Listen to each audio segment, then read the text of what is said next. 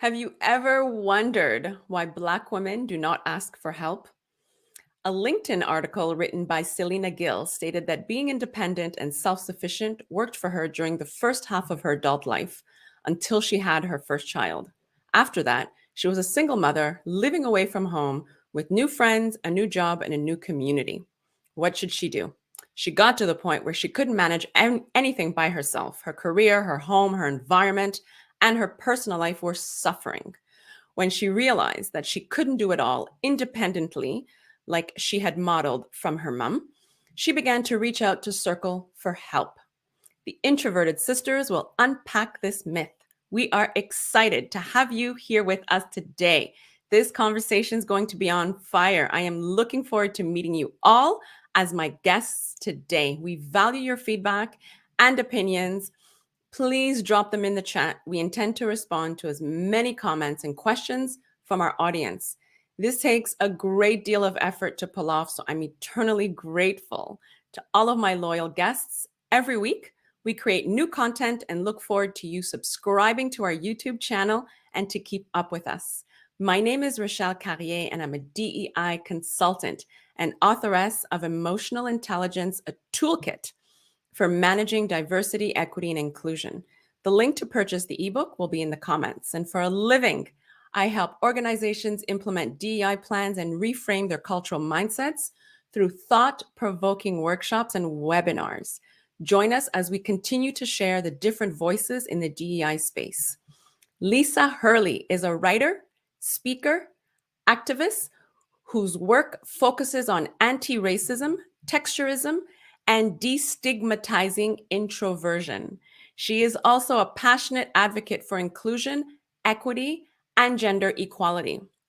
Lisa is also the editor-at-large of Linked Inclusion, co-host of Real Talk on Racism, and co-host of the Introverted Sisters podcast, and a member of the Black Speakers Collection. Sharon Hurley Hall is on a mission to fight racism and help you do the same.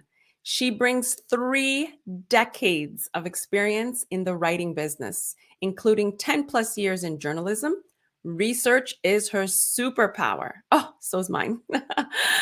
And the unique lens of being a global citizen. She's an experienced writer. Sharon can help you create content that showcases your genuine commitment to anti-racism to your customers and peers. Sharon is your woman. She's especially good with in-depth articles, interview-based features, and ebooks. Today, we welcome these beautiful women. Ladies, welcome. I'd love to be able for you to introduce yourselves, Sharon and Lisa, to let us know something about you that we don't know and to introduce yourselves in a unique way. Okay. Am I going first? You're going first. You're going first. Or do you want me to go first? Okay, fine. I'll go first. Sister dynamics. Let's start by saying, Rachel, thank you very, very much. So grateful. I mean, I think this is like the 3rd time, certainly, that I've, been on, right? So thanks so much for having me. Thanks for having us. And, I'm trying to think of something beyond what you introduced, how you introduced me, something else to say about myself that people don't know. One thing is that I don't think a lot of people know is that I'm a Reiki master. So that's one. And did I steal yours, sis? Was that going to be yours? You totally did. Okay, fine. Well, we're both Reiki masters. So I'm a Reiki master. And although I am introverted, I do have a background in the performing arts. And so those are 2 things that people don't know about me. Over to you, sis. Okay, well, Lisa's kind of stolen my thunder. Thank you so much, Rachel, for having us here. It is a delight. It is a delight and a pleasure and an honor to be here. As Lisa so recently intimated, I am also a Reiki master, which was going to be my thing. Let's see. I've always enjoyed words, and Mm. I played my first game of Scrabble with my grandfather at the age of 8. Oh, And so I look at that as one of the ways that I got introduced to words. And of course, I am the founder of Sharon's Anti-Racism newsletter. So Scrabble at 8. How was that? Well, he beat me. He was not the kind of grandfather to make it easy on the kids, right? If I wanted to beat him, I had to learn to play the game. Right. And so I did. I mean, it took years to beat him. Took years. Of course. But you had all that practice to become the person that you are today. Absolutely. It's one of my most cherished memories. Oh, and Lisa, you the Reiki master. When did that begin? This was probably in the late 90s, I want to say, a good while ago, right? Is when I was first introduced to Reiki. Becoming a Reiki master was within the past couple of years, very recently. But I've been a practitioner for a very long time.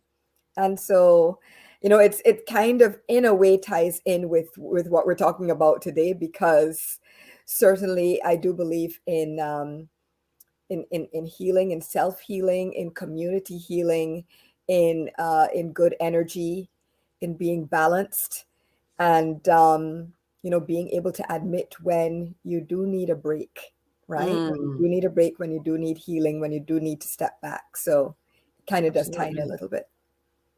Right. Absolutely. And I second that. You second that, right? Why do we have a difficult time as Black women to step back, or maybe as women in general? I think it's both about women and Black women. As women, we're socialized to be the ones that give our all, that help, that support others, that, do whatever needs to happen to make things run smoothly at our own expense. As Black women, then, of course, there's another element to that. We're consistently viewed as the help and expected to be the help, even at our own expense. The help does not get credit. The help gets taken for granted. The help is expected to help. The help feeds white babies while Black babies starve, if you want to go back in history. Absolutely. Oh, shots fired, sis. but accurate, completely accurate. Right. As women in general, and definitely, as Sharon said, as Black women, we are valued for what we do, not for who we are. If you listen to people, especially men, describe women, right? It's I mean, apart, taking physical characteristics out of it, it's usually, here's what she did for me. She's a great woman. She cooks, she cleans, she keeps the house tidy. She's a great mom to our kids. Now, nothing is wrong with any of that per se, right? It is just, if you're only valued for the services you provide, then that's an issue, right? If people can't see a value to a Black woman beyond, as Sharon said, feeding and caring for other people's children, doing non-promotable work in the office. That's another big one, right? A lot of Black and brown women find themselves being assigned projects, quote unquote, for visibility, and in fact, they're actually errands that nobody else wants to do, that will not result in a promotion, right? But that's because we're seen as service providers as opposed to people. And with all of that, excellence is expected, both expected and not expected. Right. It's like it's expected because you are expected to deliver, above par. Right. But the expectations of what you're going to get in return, and the expectations about your general, but somehow it's, even though that's the expectation, it's always kind of surprising when you do, to some people. Right? Because they have low expectations of you as a Black person, as a Black woman in the office, right? And they look, and I can speak. I remember getting a promotion at work. I was working in England at the time, and the job was advertised internally. It had a certain salary with it. I got the promotion, and all of a sudden there was some reason why I could not get the full raise. nobody had a problem with my work, but for some reason, I couldn't get the full raise. So I got half the raise that was supposed to go with the job.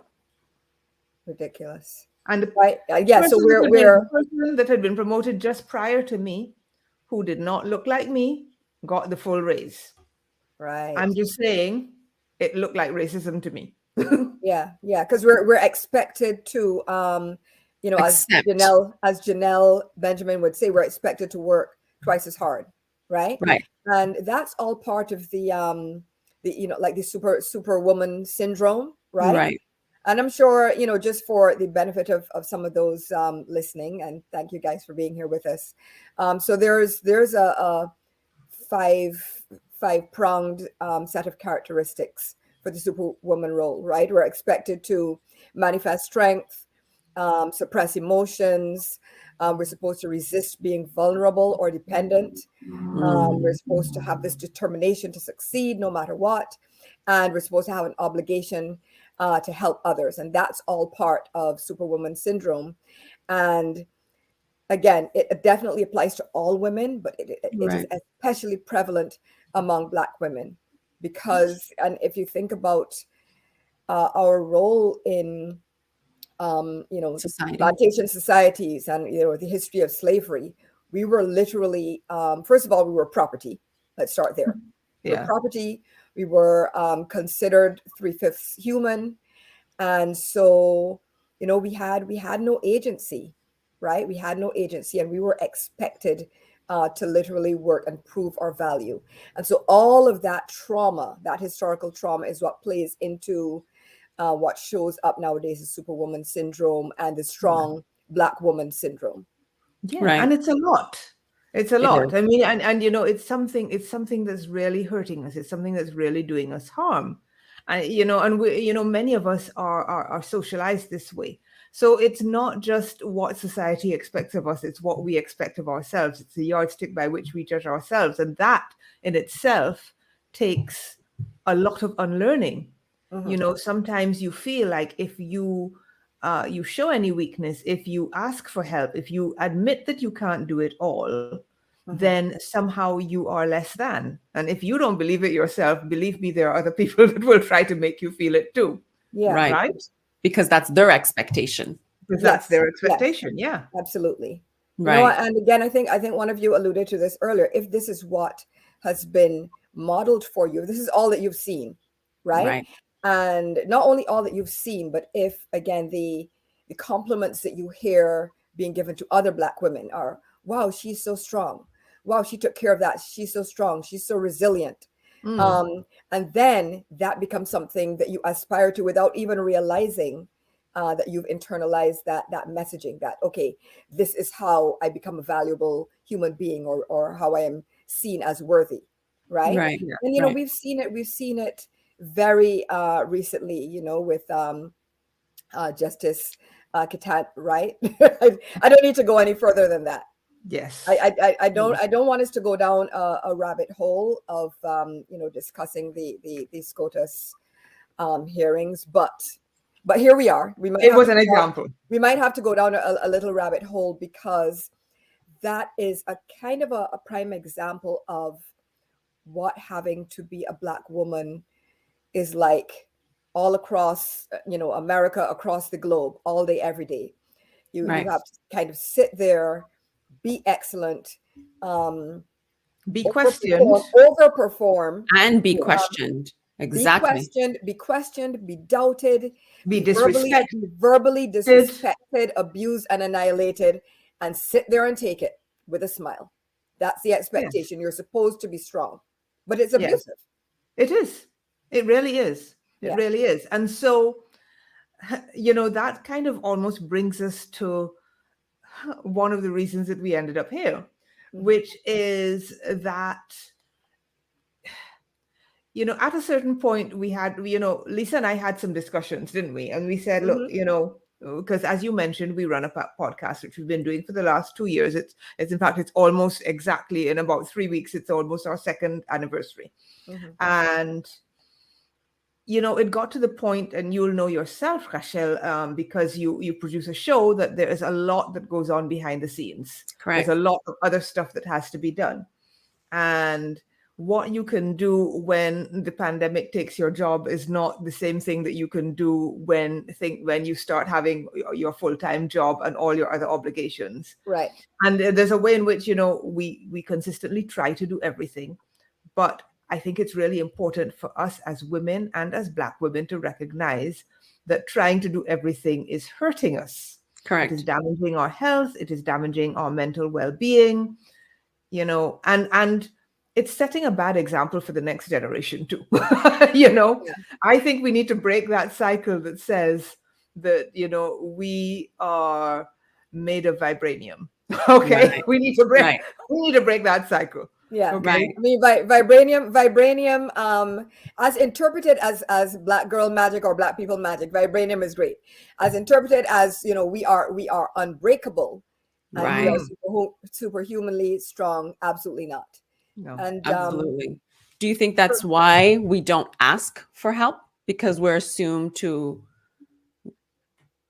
assume that role as the helper? Yeah, well, I think we've been socialized not to ask for help.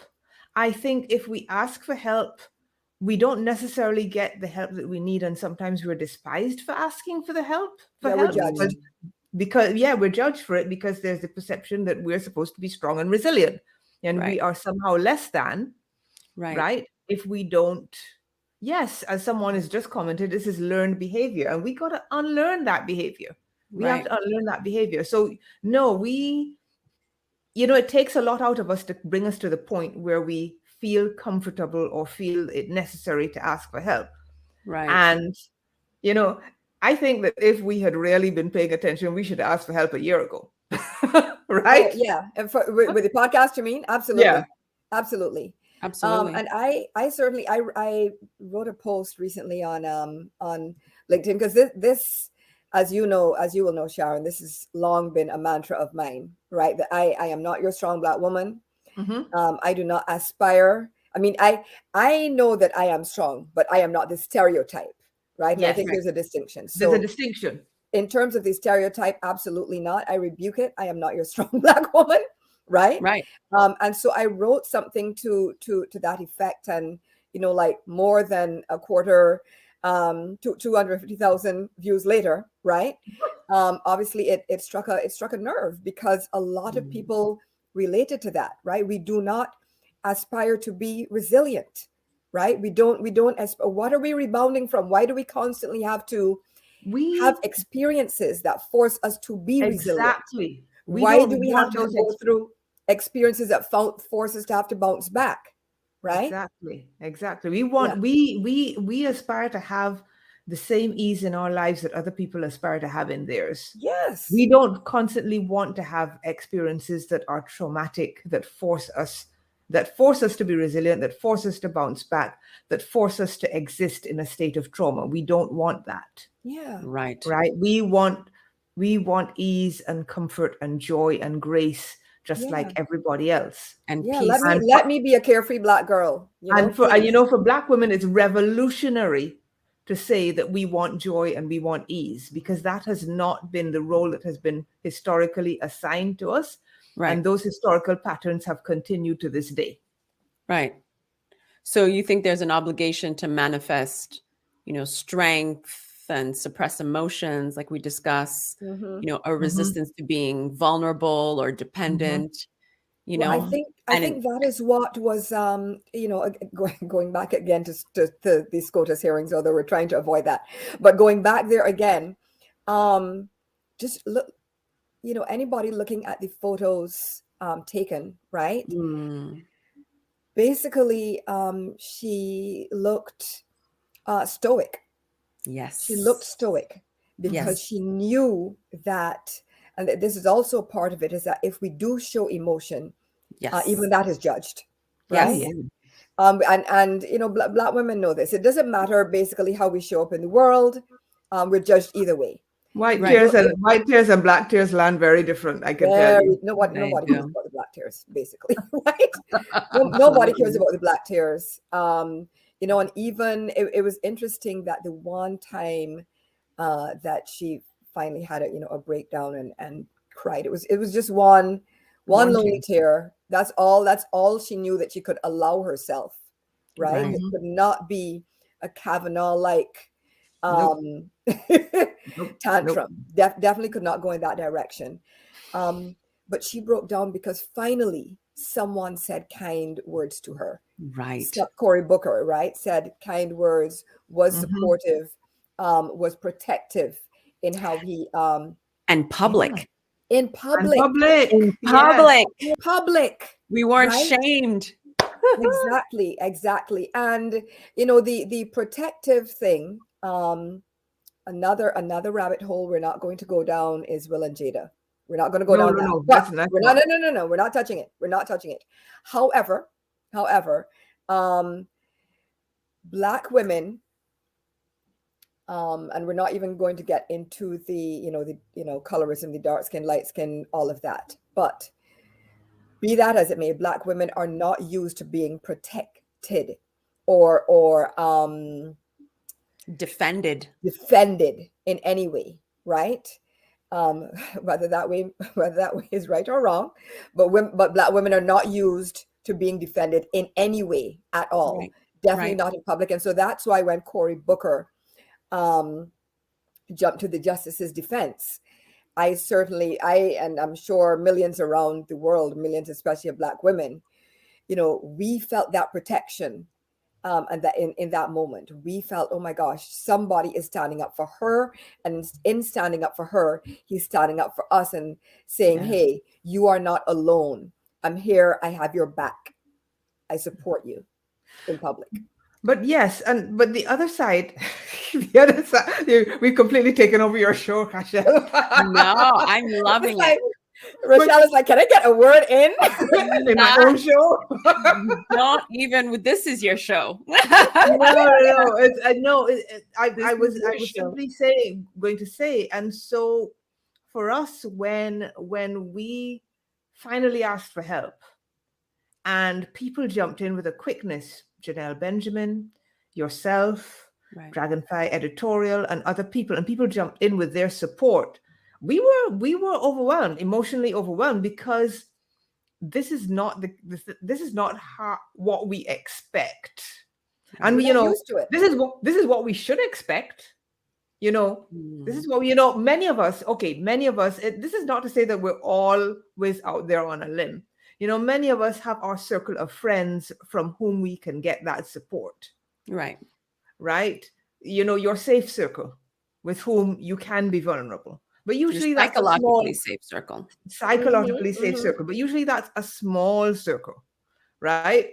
And so out in the world, especially in white majority spaces, you're not usually psychologically safe. Right. And therefore you are not free to be vulnerable. Right. Because you feel like, you know, you show that vulnerability and somebody is going to take advantage of it. Yep. And the reason that you feel that is because it has happened before. If it hasn't happened to you personally in this instance, it has happened to somebody you know very well. You know, we can probably right now think of 10 people we know who have been hurt in those circumstances. Absolutely. Right? Absolutely. And so, you know, it kind of reaffirmed my faith a little bit, in that, you know, yes, it was okay to say, no, we can't do it all. Yes, it was okay to say we need help with this. And yes, it was okay to accept the help, because, you know, it's one thing, you know, because a lot of people might bring themselves to the point of asking for help and then talk themselves out of it because they feel like they need to be resilient. They're sabotaging it. Yes, exactly. absolutely. So that's another thing. A lot of women do that. Yeah, another thing we have to unlearn, right? Right. You know, we are already, as someone commented, you know, we're already forced to work twice as hard. We're forced to be twice as resilient, et cetera, et cetera, et cetera. But, you know, sometimes we need to give ourselves permission. Right. Give ourselves permission to ask for the help that we need, like everybody else in the world can do. Right. Right? Right. Yeah. Give yourself permission to be a damsel. Sorry, go ahead. Exactly. Give yourself permission to be a damsel. You know, I was thinking of the media at the same time, because for years, mainstream media has perpetuated the ideology, right, that Black women don't ask for help. And again, it goes back to what I believe Sharon was saying earlier, is that because we are the help, we have, Mm, right? Mm-hmm. mm, So, mhm, and I think that plays a very big part when we become entrepreneurs, mhm, Yeah. right? Yeah. So, mhm. and I think those are the biggest obstacles, probably, that are one of the biggest obstacles that, that Black women face right now. Don't you agree? That is a big obstacle. That is a big Mhm. obstacle because again, we can't necessarily do everything. And Right, and something that I like to say is just because you can do everything doesn't mean you should do everything. As Black right, people, we generally have to be more than competent, excellent in order to succeed, especially in white majority spaces. Mm-hmm. That means that we learn a lot of stuff. We learn to Right. do a lot of stuff, right? right, But it doesn't yeah, mean that everything that we do brings us joy, and it doesn't right, mean that we are necessarily the right people to do particular tasks, Mm-hmm. right, right? Yeah. If you are um, putting together a show, as Lisa once said to me, I want to be the talent, yeah, right? right, Okay. You know, if you are running a business, you know, I mean, for me, for example, yes, I can totally set up my own website, but do I want to do it? That's not, I'm competent. yeah, I'm competent, Yeah. but shouldn't I hand that task over to somebody who loves it with every fiber of their DNA and Right. get right, help with that to free me up to do the things that I love with every fiber of my DNA? Yeah. exactly, Outsource your life. Outsource it. Outsource your absolutely. life, sis. Mm-hmm. You are so quotable.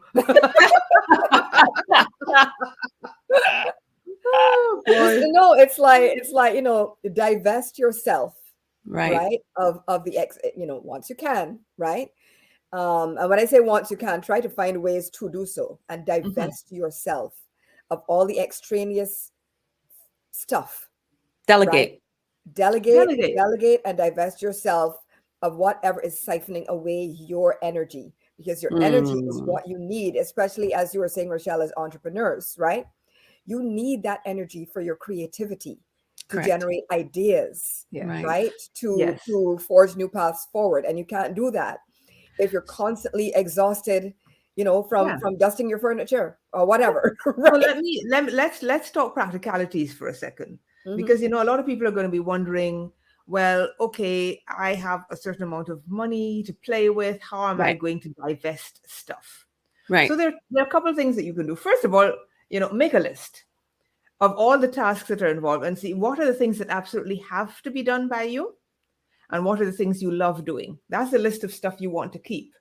What are the stuff that has to be done but doesn't have to be done by you, or the stuff you really don't like doing? That's the mhm, stuff that you're going to try and get rid of. Then put them in a sort of order. And the thing that gives you the least joy is the first thing you're going to try and outsource. That's the first. That's Amen. right. That's first thing. The second thing you can do, is as we did, ask. Hmm. Steel right, yourself and ask. Yeah. Do it in spite of yourself. Do it in right, spite of yourself. It doesn't necessarily come easy I was to me to about to ask say for help, that. Yes, yeah. right? yes. Like, how do we normalize it? Lisa and I've been Mhm. talking about how we need help for about a year, Right, right? And so it took that long to get to the point where I said, okay, look, I'm gonna just throw out a post on LinkedIn and see what happens, Yeah. Because we yeah, right? both we both when we got together last this Christmas just gone, we were both at the end of our Mhm. respective ropes, right? Yes. And mentally, I think we both let the podcast go because we just couldn't do it. And Sharon just had that last ditch idea, like, why not ask for help, right? Let us Yeah. practice what we preach, right? Yeah. And ask for help. And so, we're not here, saying that we're perfect at this asking for help, Nope. Not at but all. that but we did it. We're introverts. It absolutely did not come naturally at all to put I'm ourselves sure. out there, right? No. But we did, and it has paid off. The stress is already beginning to lift from my shoulders. Oh, Life is feeling better and easier. And Yes. so our message is other women, other Black women can and should do similar, because life does not have to be a constant struggle, right? We have to stop romanticizing and glorifying struggle. And you mentioned something earlier, Rochelle, about the media and how we're portrayed in the media, right? When you think about, I think the first woman to win Best Supporting Actress Oscar, was it Hattie McDaniel? Do I have the name right? Hattie McDaniel. Hattie McDaniel, right? Right. Yeah. And what role was she playing? A maid. I was just going to say, was she the help? She was the help. And then actually in the movie The Help, Octavia Spencer won an award for playing the help. The Help, right? So the media literally pushes this narrative that this is who we are. And if you are this, right? If you support, if you sacrifice, you will literally be rewarded, right? Now, I'm not taking anything away, of course, from those two actresses whom, of course, I completely respect. That's not this discussion. The discussion is, this is how we are portrayed, and this is what is portrayed as being worthy. And so we have to rewrite that narrative, and get people to portray us in all our complexity. We're not a monolith. Took the words right out of my mouth against this. We are not a monolith. Yes. We are not a monolith. And so that is what we need to see. We need to see Black women who are not the help, Black women living normal lives, Black women who can ask for help, Black women who can ask, and can we just say, we don't want to go completely in the other direction and portray Black women who are drains on the society and can't do anything for themselves, because that's another damaging. That's another trope. That's another trope. Yes, right. Yes. We have, Mammy, Jezebel, welfare queen, strong Black woman. Those are the four. Right. Yeah, exactly. Yeah. And none of those is particularly positive, and none of those is healthy for us as Black women. Right. So we need to rewrite the narrative. We need to normalize it. We need to do something new. Normalize grace and carefreeness. And for those of us who are on social media, just existing on camera, right? If you want to teach, right? If you want to teach, and that's part of your ministry, that's fine.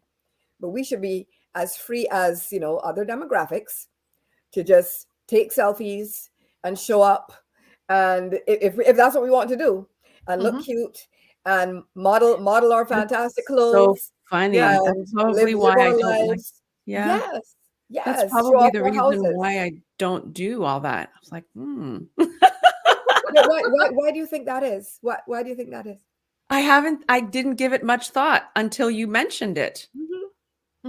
Because we think we have to show up with value. Yes, and professionalism. And not fun. Value and professionalism. White patriarchy, capitalism, all of that is just damaging our health, because it's putting us in constraints. It says that is the only way for us to exist, and it is a lie. It is a lie. It is not the only way for us to exist. Yeah. Is this why all of us are so overqualified? Yeah. Educationally, spiritually, mentally. Do you know how many people who do not look like me that I have reported to?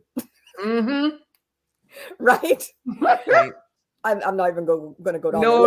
I'm not saying what one's value, of course, does not lie in a degree, right? You don't need for a lot of things. You don't necessarily need degrees, and definitely you and your degree are not one person, right? You're not you are not your degree. You are not your degree. However, this is the world we live in, and so, and especially for Black women, for people who show up that we report to with no degrees, right? We need a master's. Yep. Right. We need a master's to show up to even report to those people. Right. Yes. Credentialism is rife. Yeah, in the Black community. And so that you're absolutely right, Rochelle. That's part of the reason why we're so immensely, as you would put it, overqualified, because we have to be. Yeah. Again, SCOTUS hearings. That Yes. is why the justice is the most qualified candidate ever in the history. Ever. Otherwise, she was not getting that nomination. Not a I tell chance. you. No, not a No, chance. No, not a no, chance. no. But anyway, let's not let's not go down that rabbit hole. I know. So how is the podcast now as the Introverted Sisters? Where, where were you before and how far have you come in asking for help? Like, and what kind of help is it that maybe it's not help, maybe it's support. Maybe we should change the Support. language. Support. We are What is getting support. you are We are getting support? How we much are more getting support do you We do are you need? How much more support do you well. want?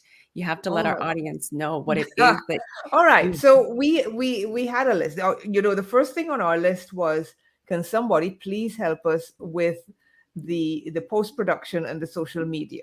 Check. right. Then we had another thing on our list. Can someone please help us get a professional logo for our podcast? Check. That's in hand. It's not out yet, but it's in hand. Yeah. The other thing that we wanted to do to help to make the podcast a little more financially self-sufficient, which it is not right now, Right. is to create a little bit of merch, t-shirt, couple t-shirts, couple mugs with some. So that's the next thing that we're looking for support on. And we did actually try last year to find some places to do this, and we were never able to find something that we were totally settled on. So we were kind of looking for that now. Right. Anything else, sis? What have I forgotten? I think you pretty much covered it. I think you pretty much covered it. Part of what this is going to do, apart from freeing us to do other things, is in terms of the podcast specifically, is it's going to free us. We've always wanted to have more guests than we did, right? Of And course. so what this is doing is freeing us to be able to invite on more guests and go through that process. So we are absolutely looking forward to that. Rochelle. Hint.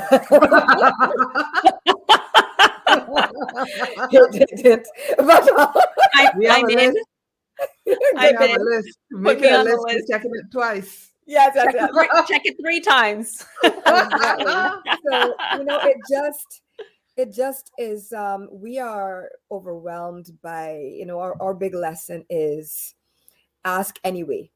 Push past the fear, push past the hesitation, ask for the support. And I like what you said, Rochelle. I like that.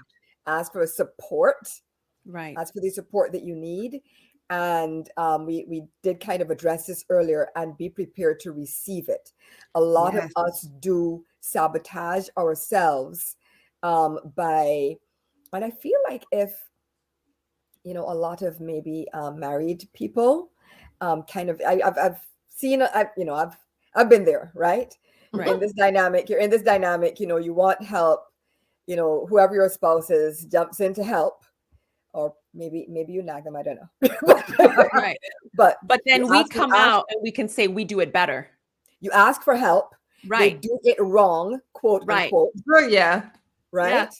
And it's like, okay, is the dishwasher loaded? And if this one fork is positioned with the tines up as opposed to down, is it the end of the world? And for some of us it is. And then we're like, nobody else can load the dishwasher. Okay. So I'm going to come back in, jumping off that, sis, to say that there are a couple more practical things. I miss practical, right? You are, yes. Is that you have to think about what is the support that you need, right?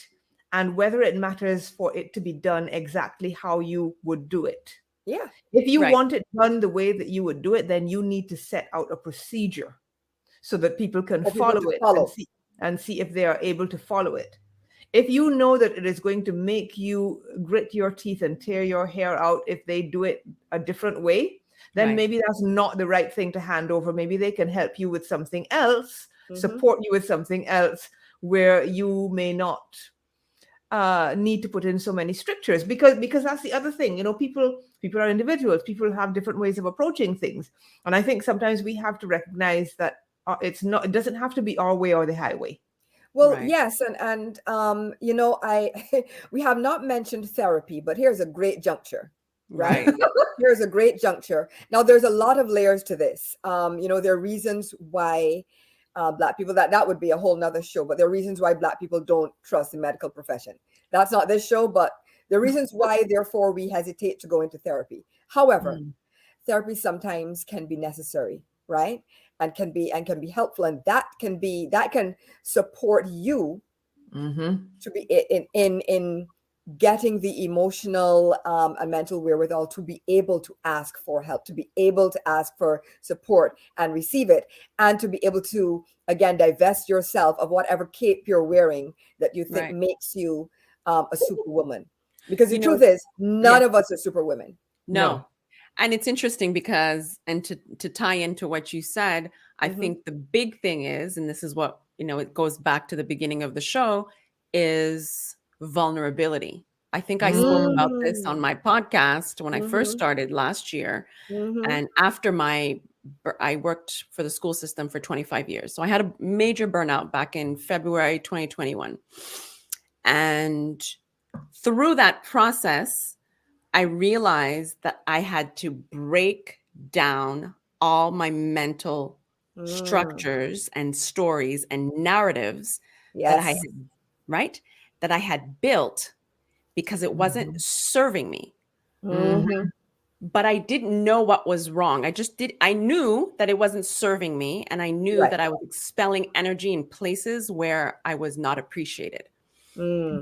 So I did a Tony Robbins seminar. It was 4 days or 5 days. Unleash the Power Within, I believe. Nice. Yeah. And so we were all in Zoom chat, and it's probably a Black thing. I don't talk my secrets. I don't air anything. It's just the way I've been raised. And so now we're on Tony Robbins, and then we're in Zoom chat, Zoom breakout rooms. And I come in and I'm stoic. Right? And I see everybody else talking. Oh, this is what I did. This is what I do. This is why I'm here. And I'm like this. Because you will not be broken. Yeah. But now I get a chat. I get a private chat saying, it was very interesting. So I get this private chat and said, please read this book called Dare to Lead. And I was still in angry burnout mode. So why are they telling me to read Dare to Lead? So now, personal story, I go to Christopher and I'm like, babe, I don't understand. He's like, well, maybe you should read it. And he said, well, babe, it probably has something to do with vulnerability. And I'm like, vulnerability? I'm so strong. What is there to be? What is there that I need to be vulnerable about?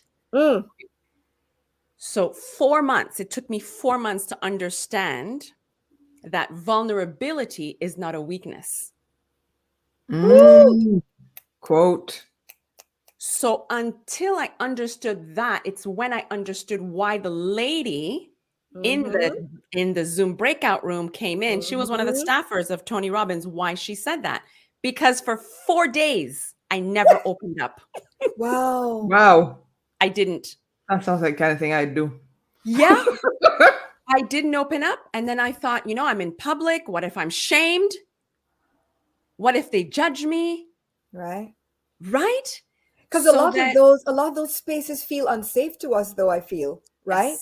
Yes. They feel unsafe. I mean, I another one I shared was on LinkedIn is where, I was in, I don't know, similar thing to you, Rochelle. And, a person of no color described me as, I think like a redwood tree. You reminded me of a redwood tree. You're so strong. And I was like, a redwood tree. I don't know, redwood, apparently. Yes. And so anyway, for me, that felt microaggressive and it felt unsafe.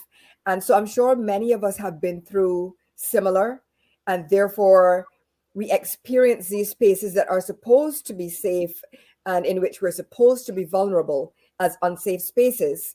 And so then that trains us to have the kind of reaction or non-reaction that you did, Rochelle, And- to sort of show up and be stoic. Yeah. And can I add to that? What also happens is if you are the only in a Right. space, Mm. you are very, very aware that anyone that comes after you is going to be judged by however you are judged. Yes. And so you're Yes. carrying that additional weight. Yeah. Yeah. Uh, But and you know it's not that it's not a real thing. It's not that it's is. not a real thing, but Right. Yeah. do we need to carry that weight all the time? Right. We need to reframe things and reshape the world so that we are allowed to just be ourselves. Yeah. Right. I As mean we the are. wearing of the cape, right? The Right. strong Black woman cape is a toxic cape, right? Absolutely. It's a toxic cape that we really, but it's a trauma response, right? Right. It's that feeling, the feeling of, oh, I don't need help. Oh, I can do it all. Oh, I'm not going to crack. We understand where it's come from. We understand the reasons for it, the historical reasons, the societal reasons. But it is a trauma response. It's a response to all of that generational and historical trauma. Right. But now is the time that we need to start to let it go and dismantle. Absolutely. To dismantle it. Absolutely. And change the narrative, like you Change both it said. completely. Mhm. Exactly. Yeah. It's interesting. I have Bertine. Thank you, Bertine, for showing up. She's a loyal guest to a loyal audience member, and she's also going to be on our podcast. So she said, yes, learning to remove those things that don't serve us is liberating and empowering, finding our strength by finding our peace. Yes, I love that. Right? Yes. And actually Go ahead. that's Go related ahead. to what Lisa was just saying about, when, the minute that we got a little bit of support, it freed us up to start to think about other things, other Yes. ways in which we could serve our community with our podcast, things that we would not have time to consider before because we're busy trying to do it all. Right. So, in a way, showing vulnerability also enabled us to find strength and peace. Right. Yes, absolutely. Absolutely. I Because agree. we're the goal is a life of ease and Yeah. fulfillment, ease Mhm. and fulfillment and prosperity. And you cannot truly experience and enjoy that if you're always stressed and overburdened and putting others first. Put your mask on first, fill your cup up first, ask for support and help, and then enjoy your life. Right. Yes. It's interesting. The one thing I think I took away from the first 50 years of my life was exactly that. And I realized that when I gave birth to my daughter, I didn't have the time for myself. So I had to constantly give and give and give. And my cup was always coming in half empty. I Right. was married at the time. And I realized that